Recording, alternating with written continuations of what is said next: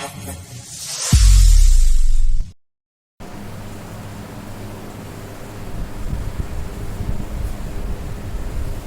मेरे विद्यार्थियों, स्वागत है आप सभी का कन्नड़ क्लासेस के यूट्यूब चैनल पर। तो विद्यार्थियों, हम पढ़ रहे थे महाराणा प्रताप जी के बारे में और 2 वीडियो हम लोग उनके कंप्लीट कर चुके हैं। महाराणा प्रताप 01 और महाराणा प्रताप 02। 01 में हमने आपसे बात की थी उनके जीवन परिचय के बारे में, और जो 02 वीडियो है उसमें हमने आपसे बात की कि उनका राज्याभिषेक कैसे हुआ। तो आज हम लोग बात करेंगे वीडियो नंबर 3 यानी कि महाराणा प्रताप 03। ठीक है, चलिए विद्यार्थियों आगे की हम लोग बात करते हैं कि कुंवर प्रताप जो है वो अब मेवाड़ राज्य के राजा बन चुके हैं, महाराणा बन चुके हैं या राणा बन चुके हैं। चलिए बात करें उनके पास में कितना भूभाग है या उनके आसपास के राज्य कौन कौन से हैं या विरासत कौन कौन सी है, रियासत कौन कौन सी है। सॉरी, तो मेवाड़ राज्य के वो राजा या राणा बने हैं। मेवाड़ राज्य जो है उसमें क्या क्या है, उदयपुर है, राजसमंद है, भीलवाड़ा है और चित्तौड़गढ़ है। ठीक, लेकिन अभी महाराणा के पास में चित्तौड़गढ़ दुर्ग नहीं है, उनके पास केवल कुंभलगढ़ दुर्ग है। राजसमंद में जो कुंभलगढ़ दुर्ग है वही उनके पास में है, चित्तौड़गढ़ दुर्ग उनके पास नहीं है। यानी कि महाराणा मेवाड़ के राजा बने हैं, लेकिन उसमें भी उनके पास केवल एक ही दुर्ग है, कुंभलगढ़ दुर्ग। चित्तौड़गढ़ दुर्ग उनके पास नहीं है। 1567-68 के युद्ध के दौरान अकबर ने चित्तौड़गढ़ दुर्ग को अपने अधीन कर लिया। ठीक है, उसके बारे में हम लोग आगे चर्चा करेंगे। अभी यहाँ अगर हम लोग ये जो है मेवाड़ राज्य हो गया, इसके बाहर की अगर बात करें तो यहाँ पर डूंगरपुर और यहाँ पर बांसवाड़ा, और इधर है मारवाड़ रियासत।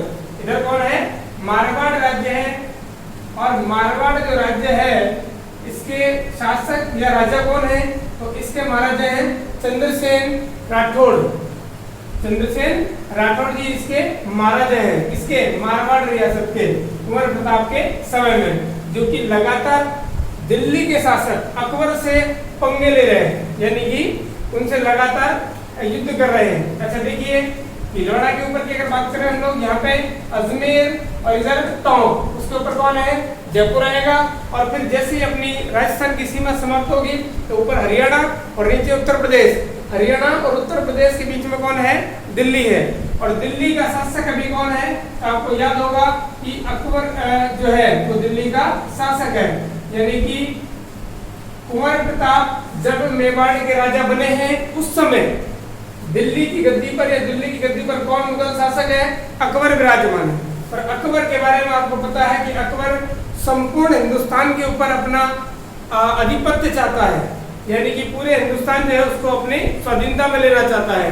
उसने बहुत से राजाओं को जो है अपने साथ में भी ले लिया था, बहुत से राजाओं ने उनकी स्वाधीनता ग्रहण कर भी ली, लेकिन मेवाड़ एक ऐसी रियासत रही है जिसके किसी भी राजा ने जो है अकबर की स्वाधीनता ग्रहण अभी तक नहीं की है, या मुगल शासकों की स्वाधीनता ग्रहण नहीं की है।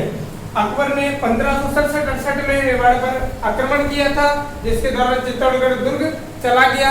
उस समय के जो महाराणा थे वो कौन थे, उदय सिंह जी थे। अब उदय सिंह जी का निधन हुआ है, कुंवर प्रताप महाराणा बने हैं, तो अकबर फिर से ट्राई करना चाहेगा कि अब मेवाड़ का जो नए राजा है, यानी कि नए जो राणा है राणा प्रताप, वो हो सकता है कि अकबर की स्वाधीनता ग्रहण कर लें। इस उद्देश्य से, वैसे अकबर उनके बारे में बहुत पहले से जानता है, क्योंकि उदय सिंह जी के टाइम पे उनके जो पराक्रम और कौशल की जो है या उनकी जो युद्ध की क्षमता है, वीरता है, उसके बारे में अकबर पहले ही सुन चुका है। लेकिन फिर भी वो कोशिश करेंगे कि मेवाड़ रियासत जो है वो उनके अधीन हो जाए। तो अभी देखिए कि राणा प्रताप के पास में विरासत के रूप में क्या क्या मिला है, वो उसके बारे में हम लोग चर्चा करते हैं। तो पहली जो बात है वो आपको सबको स्पष्ट है कि पहली बात तो यही है कि बोले अकबर से दुश्मनी उनको मिली है। अकबर से दुश्मनी जो है वो विरासत में प्राप्त हुई है। किसको, राणा प्रताप को। मेवाड़ रियासत पर है या मेवाड़ के राजा बनते ही या महाराणा बनते ही अकबर की दुश्मनी तो उनके हाथ है, मतलब उनके अकबर की तो दुश्मनी उनके विरासत के रूप में मिली एक तरीके से। तो राणा प्रताप भी ये बात जानते हैं कि अकबर जरूर युद्ध करेगा, यानी कि अगर मैंने अकबर जो है उसकी स्वाधीनता ग्रहण नहीं की तो अकबर से युद्ध कंफर्म भी होने वाला है। कि अकबर से युद्ध होगा ही होगा। अकबर से अगर दुश्मनी मिली है, युद्ध करना है, राणा प्रताप पहले से इस बात को जानते हैं, तो उनके पास में जो सैन्य शक्ति है, तो सैन्य शक्ति उनके पास में कितनी प्राप्त हुई है, तो सैन्य शक्ति जो है वो अभी कम है। जो मेवाड़ राज्य है उसकी सैन्य शक्ति कम है। उसके पीछे रीजन क्या है, मेवाड़ पर हुए लगातार 3 आक्रमण। पहला, जैसे हम लोग अभी बात करें, थोड़ा सा पीछे चले, 1572 में भी अपन ये बात कर रहे हैं, तो 1572 से थोड़ा सा अगर पीछे चले तो 1567-68 के अंदर, 1567-68 में अकबर ने जो है वो आक्रमण किया। किसके ऊपर, मेवाड़ पर, और चित्तौड़गढ़ दुर्ग को अपने अधीन कर लिया था। कहते हैं वहां पर कि अकबर ने 8000 की सेना थी चित्तौड़गढ़ दुर्ग के अंदर, राजपूतों सेना, और अकबर जो है वो कम से कम नहीं तो लाख सैनिकों के साथ में चित्तौड़गढ़ दुर्ग पर आक्रमण करता है। और 8000 जो सैनिक थे राजपूती, वो युद्ध करते हुए जो है वो वीरता को प्राप्त हुए थे या वीर गति को प्राप्त हो गए थे। और कहते हैं कि अकबर ने उस समय चित्तौड़गढ़ दुर्ग पर जब आक्रमण किया, तो जब चित्तौड़गढ़ दुर्ग को जीत लिया, तो उसके अंदर जो है वो 30,000 लोगों का, जिसमें किसान थे या जो फसल का काम करते थे या और कोई काम करते थे, जिनका युद्ध से कोई लेना देना नहीं था, 30,000 लोगों का कत्लेआम मचा दिया था, यानी कि उनको जिंदा ही कटवा दिया था। किसने, अकबर ने।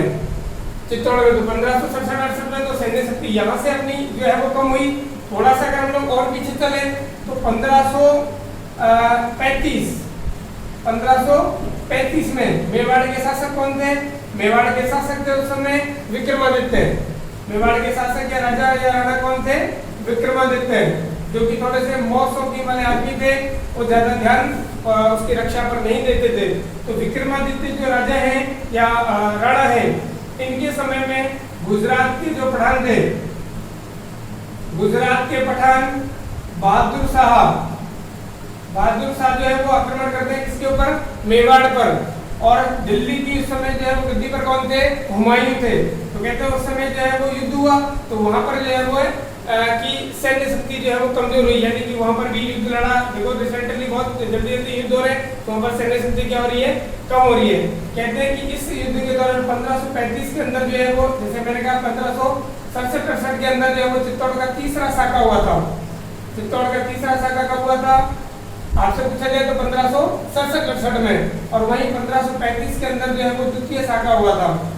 ठीक है, मैं बात करूंगा तीसरे साके की, वो कैसे हुआ था, उसके बारे में अपन अलग से वीडियो डिस्कस करेंगे कि उस समय चित्तौड़ की रक्षा कौन कर रहा था। जयमल पत्ता की कहानी आपने सुनी हो तो उसके ऊपर अपन अलग से वीडियो बनाएंगे, तो उसके ऊपर चर्चा करेंगे।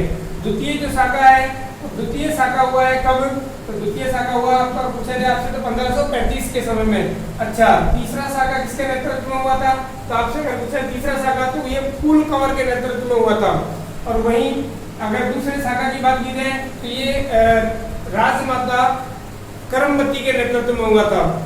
और विक्रमादित्य की जो महारानी थे वो थे जवाहर भाई, उनके जवाहर भाई थे, उनके नेतृत्व में। जवाहर भाई ने जो है वो शाखा नहीं किया था। जवाहर भाई ने वहाँ पर ये बात कही, देखिए कितनी खूबसूरत बात है कि बोले अग्नि में जलने से बेहतर है कि हम लोग जो है वो युद्ध क्षेत्र जो रणभूमि में जाकर के युद्ध लड़े। तो उस समय जो है वो विक्रमादित्य की जो महारानी है जवाहर भाई, उनके नेतृत्व में बहुत सारी क्षत्राणियां जो है वो हाथ में तलवार लेकर के और महादेव के गूंज के साथ में या महाकाल की गूंज के साथ में, हर हर महादेव की गूंज के साथ में युद्ध भूमि में जो है वो उतर गई थी, यानी कि उन्होंने वीरता पूर्वक जो है वहां पर युद्ध किया था। दूसरा शाखा आपसे पूछा जाए, वही तीसरा थोड़ा सा और पीछे चलिए तो 1527 आपको याद होगा, 1527 में राणा सांगा खानवा का युद्ध आपको याद है, बिल्कुल खानवा का युद्ध हुआ था, जो कि किसके बीच में हुआ था, मेवाड़ के शासक उस समय कौन थे, मेवाड़ के शासक थे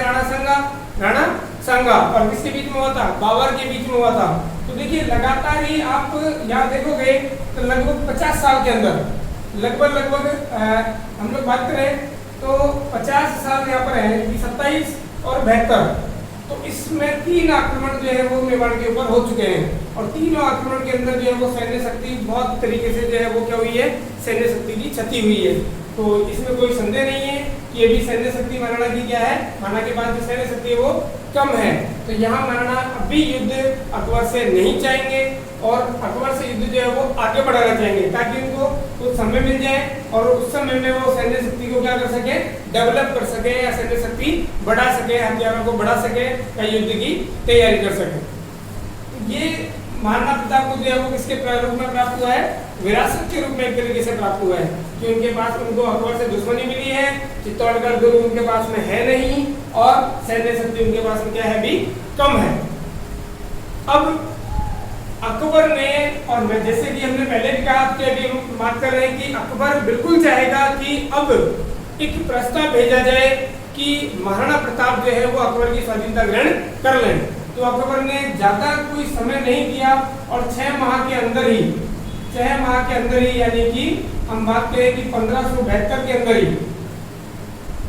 मार्च 1572 में 1 मार्च 1572 के अंदर जो है कुंवर प्रताप महाराणा बने हैं। तो 6 माह के अंदर की बात कर रहे हैं अपन लोग, तो 6 माह जो है 1572 में हो जाएंगे। तो 1572 में ही अकबर ने ये प्रयास जो है वो जारी कर दिए।